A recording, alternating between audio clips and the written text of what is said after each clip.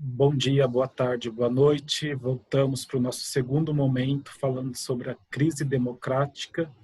E para falar sobre isso, continuamos com o Jorge, sociólogo, o Dalmo, historiador. E já no primeiro momento, eles nos falaram um pouco da questão política, histórica, fizeram todo um apanhado que nos situou. E agora, meninos, nesse segundo momento, eu quero começar perguntando para vocês como que essas manifestações que nós vemos pedindo o fechamento do Congresso, do Supremo Federal, do Supremo Tribunal Federal, o STF, como que esse tipo de manifestação, esse tipo de desejo afeta a democracia, ou prejudica, melhor falando, né? É uma coisa extremamente preocupante, né? Como eu acho que foi a primeira pergunta do nosso encontro anterior, que é aquela coisa, definir democracia. Democracia tem todo um processo histórico, um processo de disputa de participação, de legitimação, de pautas. E é interessante, como eu pontuei também, a questão de, na Idade Moderna, para a contemporânea, a gente teve a corrente filosófica dos iluministas, com Locke, Montesquieu, Rousseau, que eles definiram bases interessantes para a gente compreender a política hoje, né? Quando chega, por exemplo, Montesquieu, que ele fala três poderes, por que essa divisão em três poderes? Para não legitimar o autoritarismo. Então, quando ele fala que é o legislativo, o judiciário e o executivo, ele está o quê? Dividindo esse poder que até então era do rei, do monarca absolutista, ele está querendo construir o quê? Uma sociedade onde não tenha alguém com poderes absolutos, com poderes acima da lei, né? Um ministro importante, né, anterior a ele, o John Locke, ele vem com a ideia da tábula rasa, né? Você nasce como uma tábua rasa, ninguém é destinado a governar, ninguém é destinado a ser governado. Então, essas bases iluministas, assim, que a gente pega desse período aí do final da Idade Moderna, é interessante para a gente compreender isso que você está falando agora, dessas manifestações contra o Legislativo, contra o Supremo, sabe? Uma coisa é você questionar a atuação das pessoas. Olha, o Legislativo não está me representando. Uma das frases que eu acho mais interessantes do Rousseau é aquela coisa, ele fala que os deputados eles não passam de comissários, ele fala nem representantes, de comissários. Se eles fazem ações que não estão de acordo com o povo, eles perdem o seu sentido ali. Então é aquela coisa, um sentido é você questionar esse legislativo, você fala assim, olha, ele não está me representando, eu quero uma lógica de direitos, será que a gente tem essa lógica de uma democracia representativa, que eles nos representem?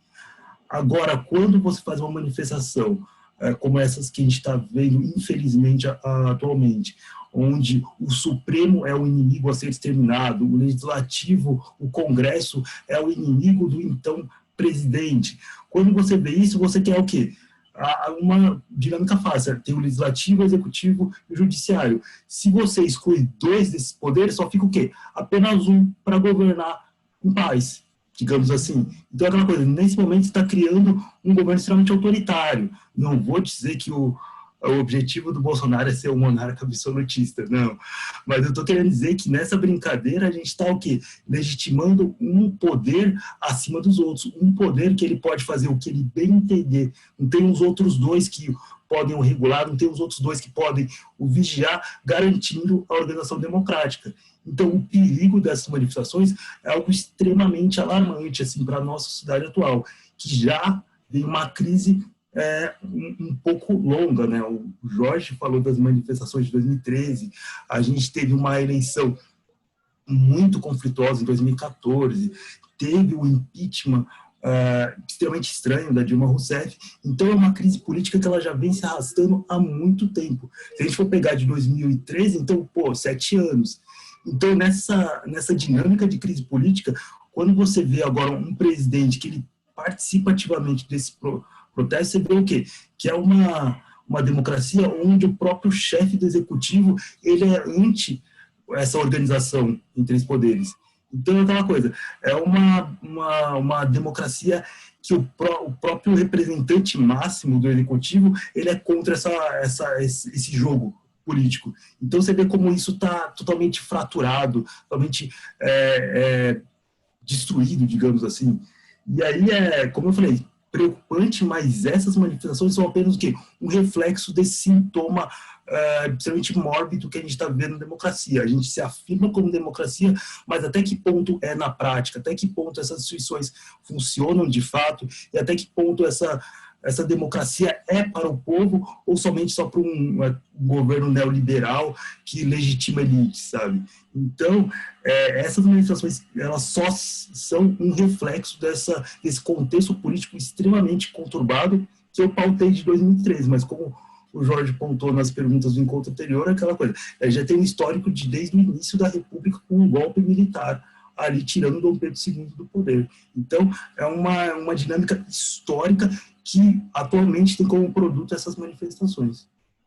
E quando o governo, um representante do governo fala, é um direito meu participar dessas manifestações. Eu, como uma pessoa comum, eu tenho a liberdade de ir em uma manifestação dessa. Uma postura dessa gera ou faz dele um governo democrático ou não? Bolsonaro foi eleito, né? Dentro da ideia de uma democracia representativa, foi eleito por um número significativo dos votos válidos, que isso também a gente tem que entender, né, nesse processo de democracia. O que é a democracia representativa no Brasil desde 1989, né? Que a gente vai, pela primeira vez, brasileiros e brasileiras podem eleger um presidente. O que é contabilizado são os votos válidos, né? Quando você escolhe um candidato. Votos nulos e brancos e abstenções, que são as pessoas que não vão votar, esses votos não são contabilizados. Dentro desse universo de votos válidos, Bolsonaro foi eleito para ser presidente da República. O interessante da gente observar essa figura, né, que é Jair Bolsonaro, remete também a um processo histórico. E eu acho que a história, a sociologia, elas, e não somente a filosofia, a própria geografia, estão em permanente diálogo, afinal de contas são ciências humanas, né? E a gente tem que hoje, principalmente, tentar criar essa transversalidade, essa interdisciplinaridade entre essas áreas do conhecimento. E aí eu pego novamente a própria ideia da história, né? Da nossa história. Bolsonaro é uma figura que representa uma estrutura que está permeada e está muito presente na sociedade brasileira, que é o patriarcalismo, né? É uma figura, o patriarca, né? A figura do homem e a sua família, tanto que naquele caso da embaixada dos Estados Unidos, que ele ia indicar um dos filhos para ser embaixador, perguntaram para ele e falaram: meu filho, e aí? Como ele fez o e daí, né? Em plena crise da maior pandemia da história recente da humanidade, vamos dizer assim. Então, ele é um cara que representa essa figura patriarcal, né? E as pessoas, muitas delas, independente do gênero, masculino, feminino, assim, acabam se identificando com essa figura do patriarca. E isso está muito presente também na história das lideranças políticas brasileiras, né? A gente não pode esquecer também, inegavelmente, que Lula também aparece como essa figura, Getúlio Vargas, né? O próprio da pátria, né? O próprio Juscelino Kubitschek. Então, eu acho que a gente tem que pensar essa questão da representatividade que é o patriarcalismo na sociedade brasileira, né? E é muito enraizado desde a época, enraizado e muitas vezes, se a gente for observar, de uma forma totalmente violenta. Porque o que é essa figura masculina do patriarca? É o cara que é o fazendeiro lá. E aí eu volto um pouco mais atrás. Você pega aí o período colônia, império no Brasil. Quem que é o fazendeiro? É o cara que é o dono dos escravos, né? É o que escraviza índios, negros, índias, negras, né? Então, e abusa de toda forma dessas figuras. Então, o patriarcado é uma coisa que deve ser combatido com todas as forças, né? Hoje a gente tem movimentos sociais representativos e significativos na sociedade brasileira, como o próprio movimento feminista organizado, com todas as suas contradições, todas as suas vertentes, que trazem luz para a gente refletir, né? E muitas vezes essa figura patriarcal que está vinculada ao processo escravocrata no nosso país, ele também é o cara que está muito vinculado ao mandonismo, ao clientelismo e à politicagem, né? E o coronelismo, né? A gente não pode, que são categorias estudadas aí por vários historiadores, vários cientistas sociais, cientistas políticos, filósofos brasileiros, que vão identificar justamente nessa centralidade o que representa o patriarcado e o quanto outras estruturas estão orbitando em torno dele.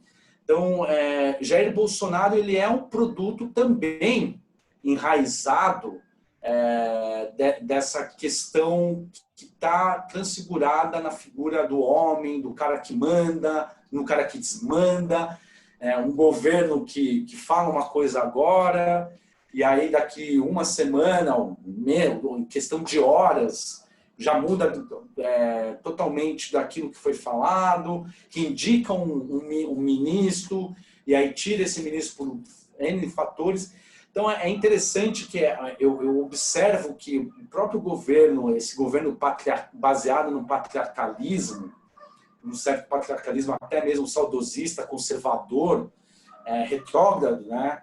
No caso de Jair Bolsonaro, ele está muito vinculado a essa questão da figura do grande pai, né? E eu acho que isso também é um problema que está também principalmente preso a essa fragilidade cidadã que nós temos, ao que o Dalmo fala, essa consciência política que infelizmente, na sociedade brasileira como um todo, e aqui eu estou falando, independe da classe social, independe do gênero, da cor, ela orbita, né,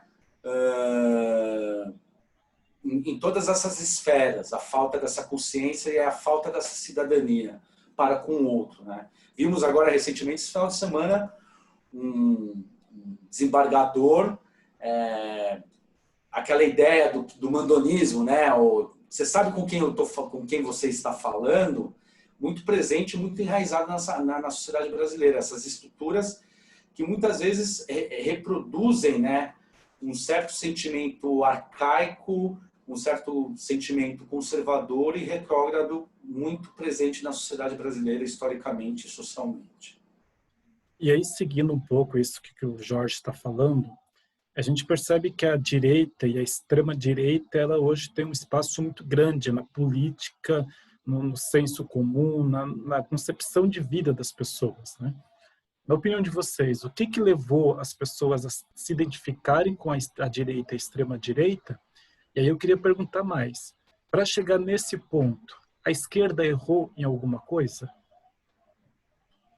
Pergunta difícil de responder, já que eu não me identifico de direita, né?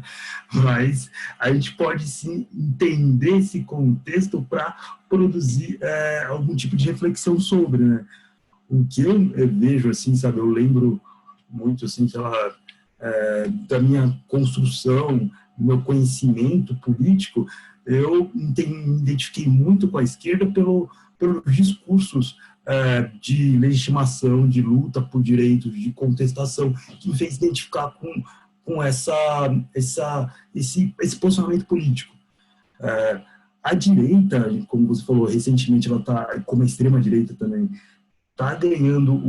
ganhou, né, uma popularidade gigantesca. Eu acredito que talvez seja por esses mesmos motivos. Explicando com outras palavras, a gente pode dizer, até respondendo sua pergunta de maneira completa, que com o passar dos anos, a esquerda, com o governo Lula, com o governo Dilma, a gente pode afirmar que a esquerda ganhou um discurso legalista. Não que isso seja algo errado, mas, por exemplo, a gente vai pensar, por exemplo, no todo o processo que teve de impeachment da Dilma. A esquerda começou a defendê-la, afirmando que sim, ela era uma presidente que passou por uma eleição, ela estava ali legitimamente no poder, o processo de impeachment dela era algo extremamente prejudicial para a democracia e como isso era uma afronta à Constituição. Esses argumentos eram extremamente coerentes. E aí, nesse momento, quando você vê como a esquerda se adaptou a esse discurso legalista, enquanto a direita, já que ela estava, principalmente a extrema-direita do Bolsonaro, né, ela estava afastada do poder, nesse momento a gente já pode afirmar a ideia de que, com a esquerda, com esse discurso legalista, a extrema-direita, acho que ela foi para um contradiscurso, vou ser antissistema. Mesmo na prática, ela sendo, a gente sabendo que ela é o que há de mais de sistema possível, né? Como o Jorge acabou de explicar na resposta dele, a figura patriarcal que é o Jair Bolsonaro. Então, aquela coisa, mesmo o Bolsonaro sendo que há de mais sistema possível dentro do ambiente político, ele, como toda essa leva mais de extrema-direita, como a gente vê, que foi ele se elegeu junto com ele, uma galera até monarquista, o príncipe, né, que se diz príncipe do Brasil, né, foi eleito como deputado. O Jorge também pontuou a ideia do Congresso BBB, da Bíblia do Boi da Bala, né, os congressos mais conservadores, eles tiveram um poder político ampliado muito no governo dele, combatendo o quê? A sociedade brasileira está ruim, não é por culpa, digamos, é por culpa da Constituição, não é que a Constituição ela não está sendo aplicada, é por causa que a Constituição é o problema, então a gente está sendo anti-sistema. Tanto que na pergunta que você fez anteriormente sobre as manifestações contra o Congresso e o Supremo, o problema não é que o Supremo não funcione de maneira correta ou o Legislativo não representa o povo. O problema é que eles devem ser exterminados, devem ser acabados para aí sim você se afirmar na política. Então, o Bolsonaro e essa popularidade da extrema-direita se faz por esse contexto. Ele se lançou como esse antissistema, questionando instituições democráticas, questionando lógicas que estavam instituídas desde a Constituição Cidadã ali de 88, pós-ditadura, e ele estava questionando, por exemplo, o clássico momento dele no Clube Hebraico, se não me engano, no Rio de Janeiro, que ele fala, né, quilombolas, não vai ter mais nenhuma terra nem para quilombola, nem para indígena.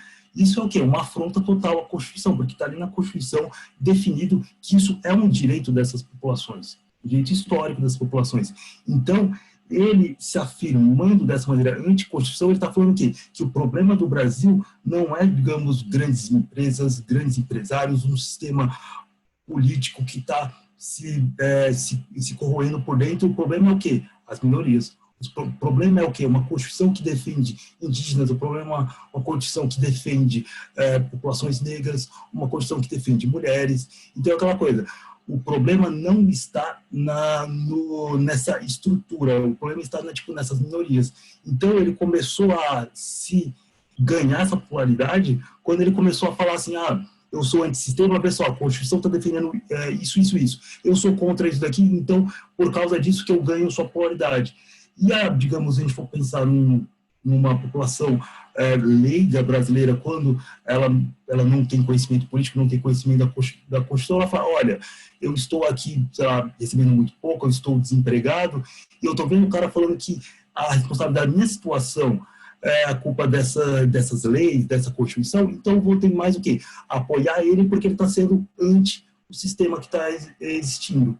Então, a gente pode falar da mesma forma que ele se apresentou, dessa maneira antissistema, ou como a galera fala, né, outsider, fora da caixa, né, fora dessa dinâmica esquerda e direita, né, como ele se apresentou, essa publicidade que ele fez dele mesmo, ele conseguiu ganhar muitos adeptos ao posicionamento dele. E agora, ele no governo, a gente já vê uma dinâmica um pouco diferente, né, que agora a gente vê o que ele já é um dos presidentes com uma popularidade muito baixa, né, a gente já vê boa parte dos apoiadores que ele tinha já já mudaram de lado, já se esvaíram, então é aquela coisa. Você vê que como esse posicionamento dele antissistema era somente uma publicidade mesmo, que de fato ele tinha outros interesses, e como o Jorge falou na resposta anterior, aquele interesse extremamente pessoal, né, de não governar para o Brasil, mas parece que é governar para a minha família e para meus filhos, sabe? É uma coisa extremamente individualista, né, de se posicionar no poder, assim, sabe? E, infelizmente, é isso que a gente está se enfrentando e colocando como oposição nesse momento aqui na política brasileira. Deixa eu te perguntar uma coisa, tá? Quando você fala nessa questão de divisão e até essa visão anti-esquerdista, discursos como eu não sou política, eu sou gestor, a velha política, a nova política, eu vou me armar para dar segurança para o povo, porque o povo está com medo de sair na rua, o povo está isso, o povo está aquilo. Esse tipo de discurso, ele acaba enfatizando e dando mais credibilidade para que essa parcela dos políticos chegue ao poder ou não? Nesses discursos antissistema, né? Esse discurso a gente pode afirmar que é uma lógica de que, como eu exemplifiquei, né, do Jair Bolsonaro se manter no poder, ele se afirmando, um bom exemplo que você falou, né? Não sou político, eu sou gestor, né? Um discurso, uma frase foi muito utilizada na campanha do Dória em 2016 para a Prefeitura de São Paulo, que nesse momento a gente já vê o quê? Uma grande satisfação da população com a política, e ele se identifica o quê? Eu não quero algo político, como a gente já falou sobre aqui, a ideia da política como algo ruim, um não reconhecimento de você como um ser político, um agente histórico. Então, nesse momento, aí já pode trabalhar a ideia que quando chega alguém se afirmando como uma pessoa antissistema que vai melhorar a situação da população brasileira, quando nega a Constituição, quando nega direitos, ele tá o quê? Melhorando que a vida dele e dos interesses dele, digamos, essa parte muito exclusiva da sociedade brasileira, de elites brasileiras que estão se beneficiando nessa jogada. Perfeito. E meninos, me diga uma coisa, essa crise política, e a gente percebe que hoje existe uma manutenção dessa crise política, como que essa crise política ela ajuda a manter os interesses políticos? Deu para entender a pergunta? Sim, claro. Esse governo, né, que como eu estava falando na resposta que eu dei na pergunta anterior, esse governo ele tem um perfil de ser um governo que parece, dá a impressão que é um governo que tem que gerenciar o caos, né? Ele cria focos de incêndio para ele tentar ele próprio apagar esses mesmos focos, até mesmo para estar orbitando, vamos dizer assim, nos meios de comunicação, porque ele precisa, em certa medida, estar presente nesses próprios meios de comunicação para até mesmo mostrar, né, para o seu eleitorado, basicamente conservador, né, essa figura da firmeza. Nós estamos fazendo. Mas a gente sabe que, na realidade, se a gente observar os dois, na minha opinião, os dois principais ministérios que nós temos, que é o Ministério da Educação e o Ministério da Saúde, durante esse 1 ano e meio de governo Jair Bolsonaro, a gente teve um desgoverno, literalmente.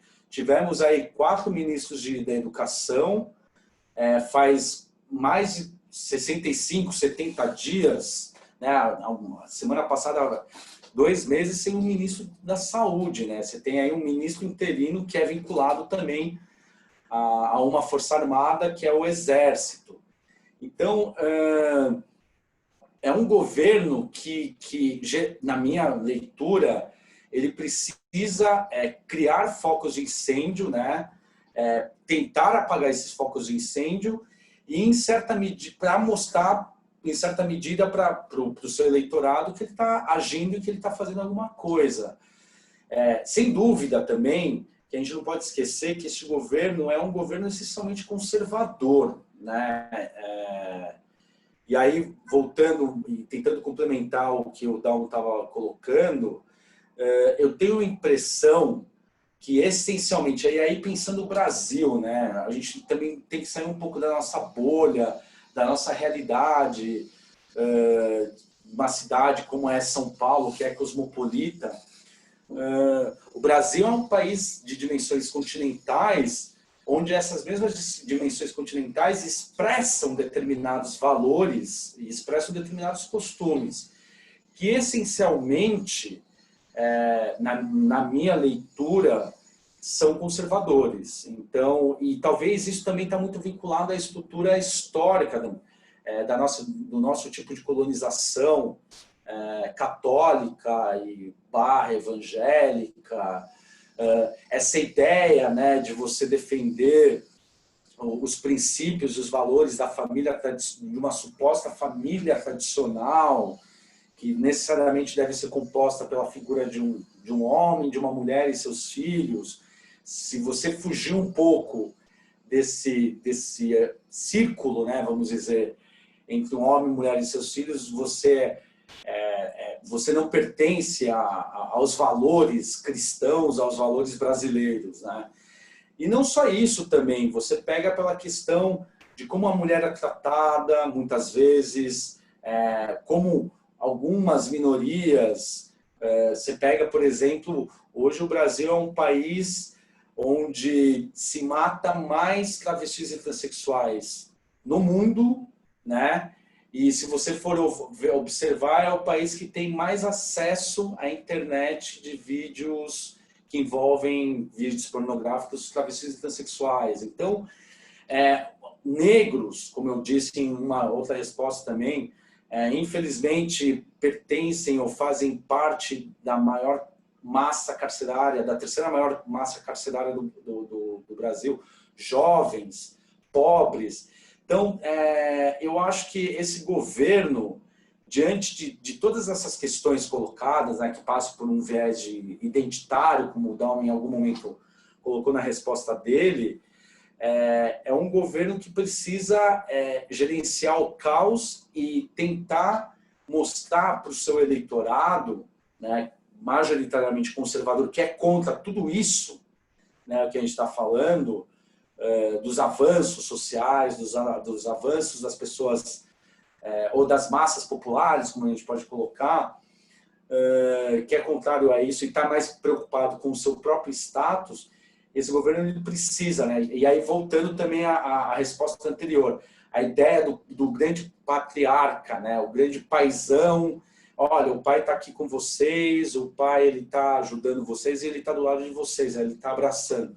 Uma coisa que está muito presente também na psicologia, né? Essa ideia, né? Da figura paterna oprimindo e você permitindo essa opressão, né? E muitas vezes você deixa de lado uma coisa fundamental e essencial, que é a responsabilidade, que é, voltando à primeira questão sobre democracia e cidadania, ter um mínimo de responsabilidade cidadã, individual, e que isso se expresse em certa medida numa certa coletividade, que é o que infelizmente a gente não consegue observar em vários exemplos espalhados Brasil afora, né? Mas é um governo que agora parece estar mais quietinho essas 2 últimas semanas, né? Deu uma sossegada, mas ele constantemente... A gente teve uma crise pandêmica, toda hora gerenciando caos e caos, o governo sendo falado, briga interna, investigação aqui, acolá, tira ministro, coloca ministro. Então, toda semana aparecia alguma coisa. Jornalistas adoram, né? Vibram porque tem notícia, né, para falar. Mas é um governo, sem dúvida, do caos e que gera o caos.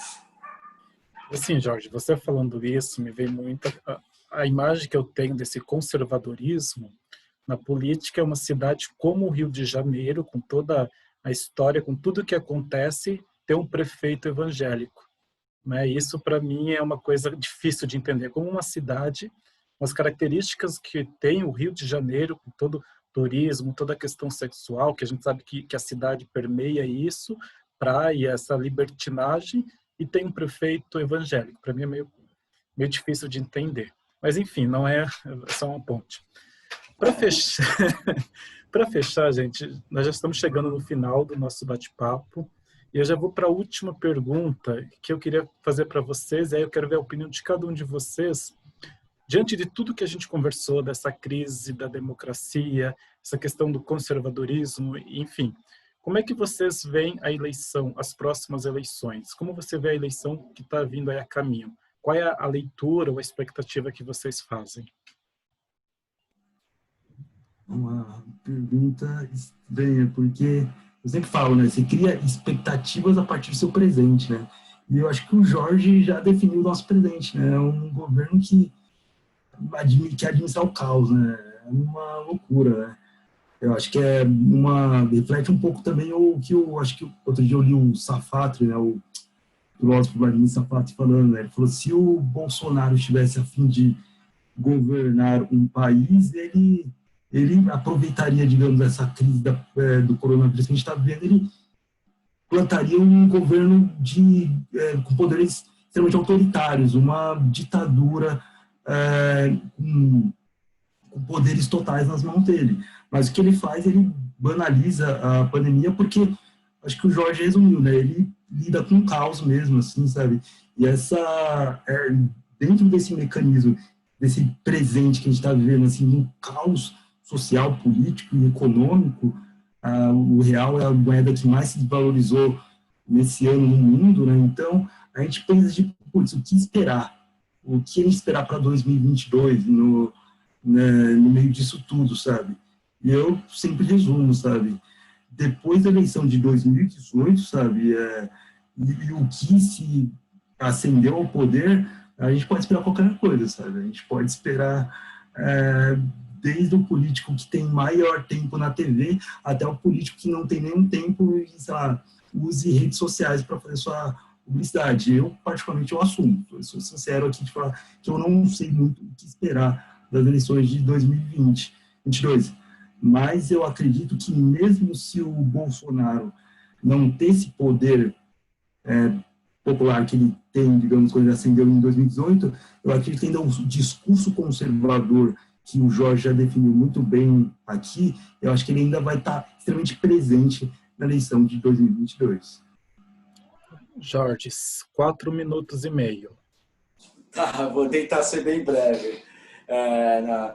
Bom, eu acho que assim, primeiro, quando sempre me fazem uma pergunta sobre o futuro, até brinco, né? Alunos fazem muitas vezes. Eu vou lhe falar: olha, infelizmente eu não sou mago. Gostaria de ser mago, de ter uma bola de cristal e saber o que vai acontecer. Isso a gente não consegue prever. Mas eu entendo que ainda é muito nebuloso, né? As coisas ainda são muito nebulosas, porque diante de todo esse caos que a gente está vivendo, político, econômico, social, cultural, e ataques mais básicos, elementares da vida, do direito humano, né, que é a vida, e esse governo está sendo um governo que está atacando tudo isso, e você vê pessoas apoiando isso, que isso é mais assustador também, retirada de direito, e aí volta a dizer, isso independe da classe social, você vê pessoas humildes falando, não, é isso mesmo, né, o cara sempre pensando no andar de cima, mas enfim, vejo como uma onda, como eu posso te responder. Uma onda que surge, em certa medida, inclusive no mundo, né, uma onda conservadora, que acaba respingando no nosso país com a eleição de Jair Bolsonaro. A gente não pode esquecer que a gente tem ali na Hungria o Orbán assumindo o poder, um presidente extremamente radical à direita, o próprio Trump, e espero e torço com todas as forças, nesse curto tempo que eu tenho para responder, que a gente consiga reverter essa voz. E reverter a gente só vai conseguir se fazermos mediações, estivermos abertos a escutar o outro. O Dalma ele vira e fala que parece que virou um fla-flu, né, a política no Brasil e no mundo, a coisa polarizada, mas muitas vezes a polarização está muito vinculada ao fato de a gente não ter sapiência, paciência e sabedoria, acima de tudo, para entender e buscar escutar o que o outro tem a falar. Então, eu acho que, assim, numa democracia, isso daí também é fundamental e necessário. Parece que cada vez mais, tanto de um lado como do outro, a gente está ficando mais surdo e mais cego, né? Não está disposto a escutar o outro. E ver o outro não necessariamente como inimigo, mas como adversário. Eu acho que isso é importante também. E, infelizmente, este governo muitas vezes vê o opositor como inimigo. Então, a gente precisa muita educação, muita conversa, muito diálogo, muitas propostas como essa que você fez hoje, de convidar eu e o Down para a gente poder falar e conversar sobre esses temas que são fundamentais para a gente poder refletir e tentar construir uma sociedade humanamente possível, não desumanamente possível. Eu acho que essa seria a minha resposta e eu espero que a gente possa sair melhor do que a gente está vivenciando hoje, né? É isso. Não sei se vamos sair melhor ou não, mas com certeza a gente vai enxergar mais coisas depois desse bate-papo, com certeza a gente vai enxergar. Dalmo, Jorge, obrigado pela presença, obrigado pela aula que vocês deram para a gente, com certeza vai nos ajudar, vocês trouxeram muitas questões, muitas reflexões, e é isso que a gente precisa entender o momento que a gente está vivendo, que o nosso país tenha pelo menos sorte daqui para frente, porque está difícil a gente perceber outra coisa. Obrigadão, meninos, obrigado para quem acompanhou a gente e até o próximo encontro. Tchau. Tchau, tchau, tchau. Tchau, tchau.